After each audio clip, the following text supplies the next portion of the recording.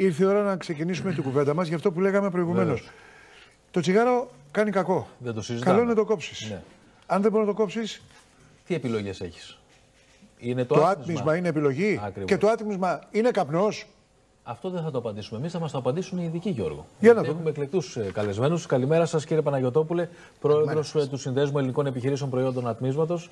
Καλημέρα και στον γιατρό, τον κύριο Κωνσταντίνο Φαρσαλινό, τον γιατρό ειδικό ερευνητή από το Πανεπιστήμιο της Πάτρας. Και βάζετε και τους τίτλους για να ξεχωρίζουν τι είναι ο καθένας και με ποια ιδιότητα μιλάει. Είναι εδώ μαζί μας και ο διευθυντής της πρώτης παθολογικής κλινικής του Ιατρικού Κέντρου Αθηνών, ο κ. Σωτήρη Αδαμίδη. Καλημέρα σας, κύριε καθηγητά.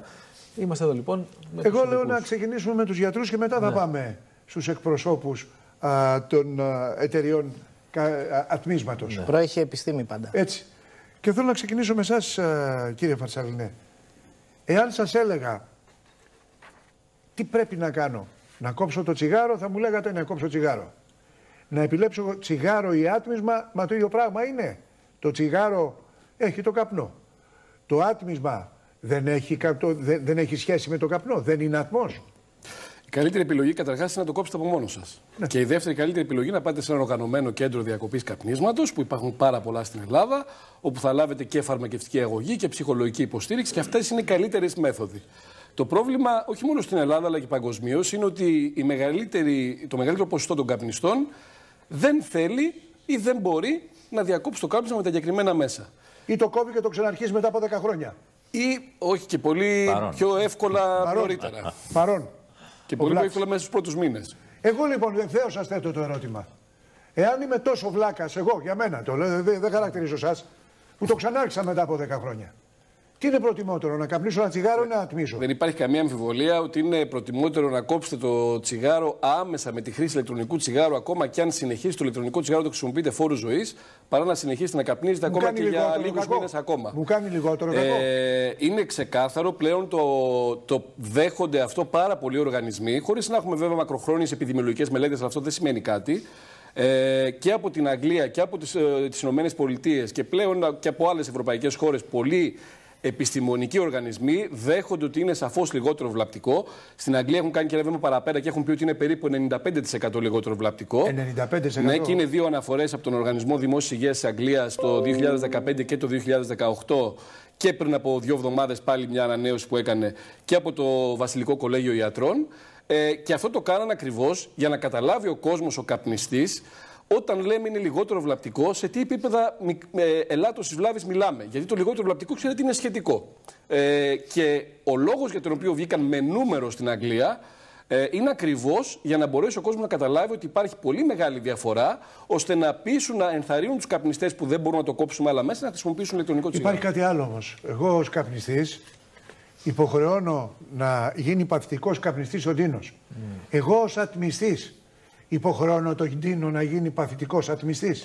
Έχουν γίνει αρκετές μελέτες, όχι πάρα πολλές, αλλά αρκετές μελέτες σε αυτό το θέμα του δευτεροπαθούς ατμίσματος, όπως λέμε κατά τη στοιχεία με το δευτεροπαθές κάπνισμα. Οι μελέτες δείχνουν ότι ουσιαστικά δεν υπάρχει θέμα. Δηλαδή, εκλείεται σχεδόν τίποτα. Αυτό που βρίσκουμε είναι γλυκερίνη και προπλενογλυκόλη, τα βασικά συστατικά, τα οποία είναι και ακίνδυνα. Είναι να φανταστείτε ο καπνός που βλέπουμε στα θέατρα, σαν εφέ. Και στα τηλεοπτικά στούντιο. Λοιπόν, δεν υπάρχει κάποιο θέμα παθητικού ατμίσματος, αλλά φαντάζεστε τώρα ότι όλα αυτά είναι σχετικά. Όταν είσαι σε ένα χώρο μικρό και 100 άτομα ατμίζουν, έτσι, ή όταν είσαι σε ένα χώρο μικρό σε μια κουζίνα και έχεις βάλει 5 τηγάνια πάνω και εκεί είναι χειρότερα μάλιστα από το άτμισμα. Αλλά δεν υπάρχει ουσιαστικά θέμα. Θα πάω τώρα στον γιατρό της καρδιάς μας, τον κύριο Αδαμίδη. Παρόν. 3 είναι οι επιλογές. Η πρώτη και η σωστή είναι να το κόψω. Η δεύτερη είναι είμαι βλάξ, δεν χαρακτηρίζει εσάς, εμένα χαρακτηρίζει. Δεν το κόβω. Μου κάνει λιγότερο κακό το άτμισμα από ότι το κάπνισμα. Ως ενδιάμεση στάση, αγαπητέ Γιώργο, είναι μια πολύ σωστή επιλογή.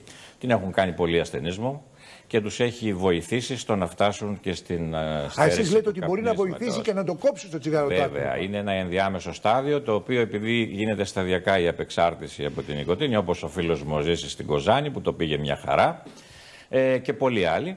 Και αυτό είναι ένα βοήθημα όπως είχαμε εμείς μέχρι τώρα. Ατμίζετε?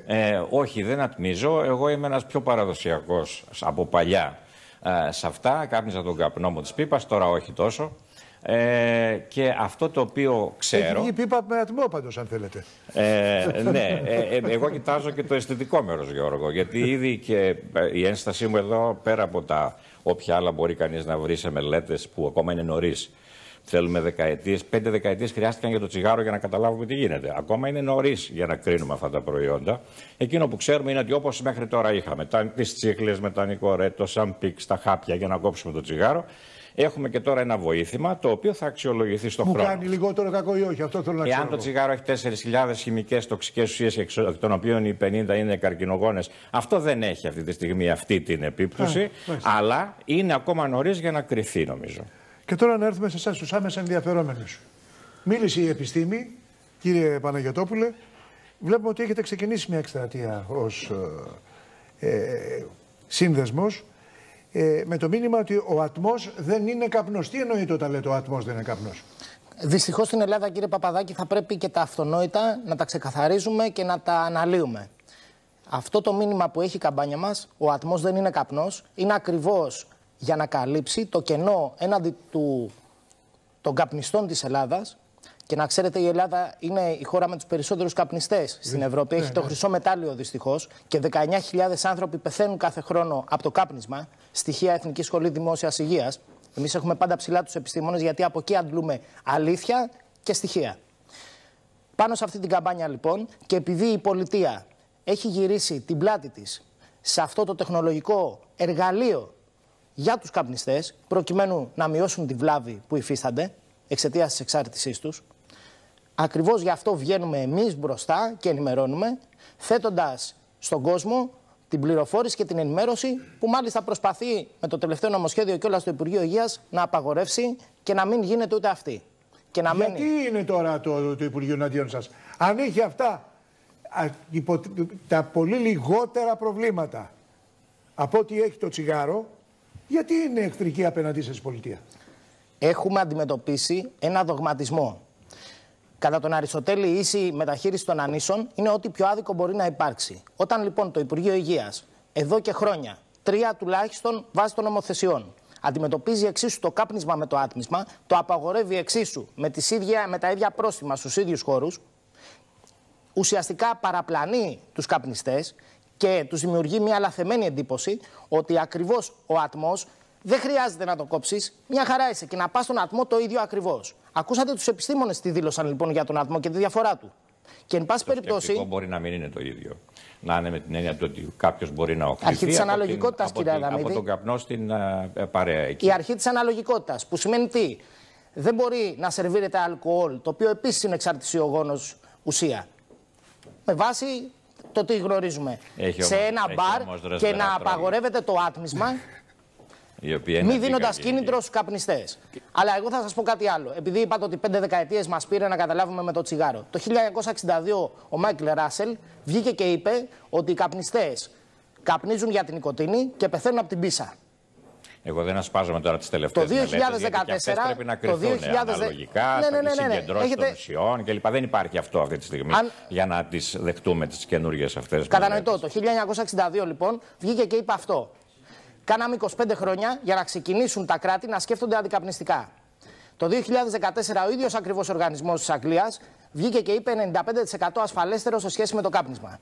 Επειδή πεθαίνουν τόσοι χιλιάδες καπνιστές κάθε χρόνο, δεν έχουμε το περιθώριο 2,5 δεκαετίες να περιμένουμε και να έχουμε νεκρούς καπνιστές. Δεν είπαμε αυτό, θα πέσουμε σίγουρα πιο κάτω στα ποσοστά των επιπλοκών. Για να ενσωματώσουμε το άτμισμα. Απλά θέλουμε λίγο χρόνο για να κρυθεί ασφαλέστερα. Άρα λοιπόν, εάν το δίλημμα είναι μεταξύ τσιγάρου και ατμού, τι θα λέγατε στον ασθενή? Θα έλεγα να μεταβεί ως ενδιάμεσο στάδιο σε ό,τι όπλο διαθέτει σήμερα η δική μας η πλευρά, δηλαδή είτε είναι τα πάτσες, είτε είναι τα όποια άλλα στάδια, είτε τα ενδιάμεσα αυτά στάδια με τα Θα συμφωνήσω απόλυτα ότι το ιδανικό θα είναι ένα ενδιάμεσο στάδιο ώστε να κοπούν και τα δύο μετά, αλλά με στόχο να φτάσουμε στο σταμάτημα. Η χειρότερη επιλογή είναι να συνεχίσει να καπνίζεις, είναι ξεκάθαρο. Κύριε, εμείς δεν προσπαθήσαμε να πείσουμε κανέναν, απλά ενημερώσαμε. Και νομίζω ότι ακουστήκαν όλες οι απόψεις. Δεν θα σας πω τι θα κάνω μόλις τελειώσει η εκπομπή. Θα το κρίνω εγώ αυτό μετά και θα πέσει ο Πέλεκης. Να είστε καλά, γεροί και ευτυχισμένοι, και να κάνετε επιλογές στη ζωή σας που θα σας δώσουν χαρά και μακροημέρευση. Καλημέρα Ελλάδα. Καλημέρα.